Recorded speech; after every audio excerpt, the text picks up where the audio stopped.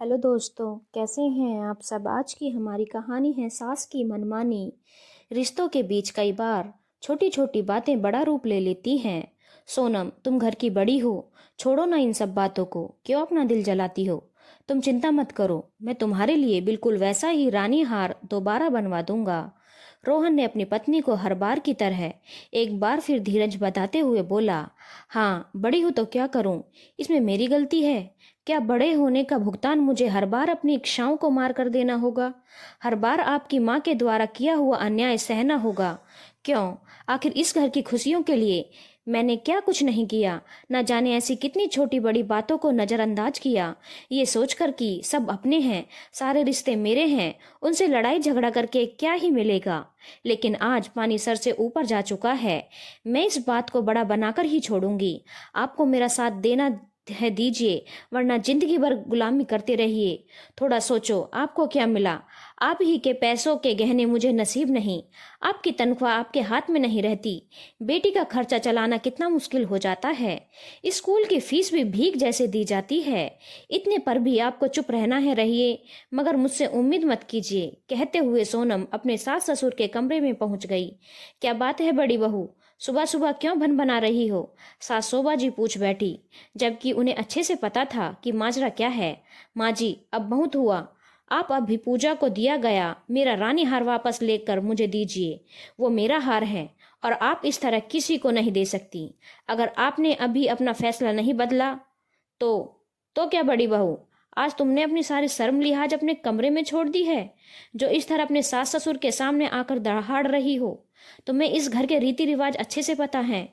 हमने जो फैसला लेते हैं वह अंतिम फैसला होता है, ना ही वह बदला जाता है, ना ही उस पर दोबारा सोचा जाता है। फिर तुम किस मुंह से हमारे द्वारा किए गए फैसले को पलटने आई हो? मैंने वो हार मुंह दिखाई में छोटी बहू को दे दिया है, अब वो उसका हुआ। अब मुझसे ज्यादा बहस करने की जरूरत नहीं। जाओ, जाकर मेरी मसाले वाली चाय लेकर आओ।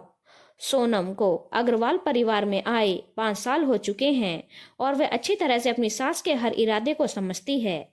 शादी के बाद मेहमानों के जाते ही शोभा जी ने अपनी बहू के सारे गहने सुरक्षित रखने का बहाना बनाकर अपने पास रख लिए, ताकि उसके बाद जब भी सोनम ने गहने पहनने के लिए मांगे तो साफ इनकार कर दिया। ये बोला, सोना घर में रखना ठीक नहीं होता, इसीलिए सारे गहने लॉकर में सुरक्षित रख दिए गए हैं। जब कभी कोई बड़ा फंक्शन शादी ब्याह होगा निकाल कर दे दिए जाएंगे। इतने सालों में फंक्शन शादी ब्याह सब कुछ हुए, मगर गहने उसके हाथ कभी नहीं आए। उल्टा उसके गहने छोटी ननद की शादी में उपहार के स्वरूप दे दिए गए, कुछ बड़ी ननद को नेगाचार के नाम पर। जब सोनम ने इस बारे में अपनी सास से पूछा तो वह बोली, यह सब हमने अपने पैसों से बनवाए हैं, इस पर तुम्हारा कोई हक नहीं। हम जो चाहे करें, तुम्हें क्या। पति देव ने भी इस मसले पर चुप्पी साध ली, जबकि सारे पैसे उन्हीं से लिए गए थे। अब माँ से सवाल जवाब करना बेटे को ठीक न लगा, इसलिए पत्नी को ही डांट कर चुप कराया। फिर घर में कलेश मचाने से अच्छा है अगली बार बोनस मिलने पर तुमको नए गहने दिला दूंगा। मगर घर परिवार के खर्चे इतने होते कि कभी अंगूठी के भी पैसे न बचते। हार कंगन तो बहुत दूर की बात है, मगर हर बार अपने गहनों को अपनी नंदों के गले में, हाथ कानों में सजा देखकर उसका जी जलता और खुद सोनम ससुराल की इज्जत बचाने के लिए नकली गहने पहनने पर मजबूर हो जाती।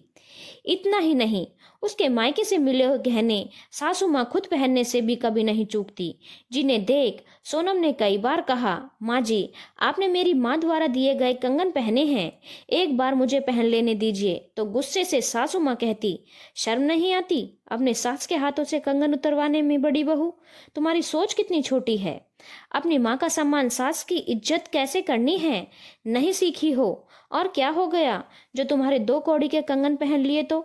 इतनी बातें सुन सोनम दोबारा अपने ही गहने मांगने की हिम्मत नहीं करती और सासू माँ उसके सामने ही दिखा दिखा कर उसके गहने को पूरे अधिकार के साथ पहनती।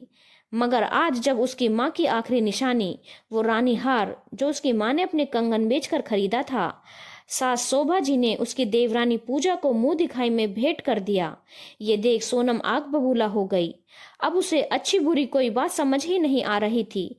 जहां एक तरफ अपनी सास के खिलाफ बोलने पर उसके चेहरे पर डर साफ दिखाई दे रहा था, वहीं चुप रहकर समझदारी का चोला ओढ़ना अब उसे अखर रहा था। जड़ बनकर अब भी शोभा सास के कमरे में ही खड़ी थी, जिसे देख शोभा जी बोली, सुना नहीं तुमने बड़ी बहू, जाकर चाय बना कर लाओ।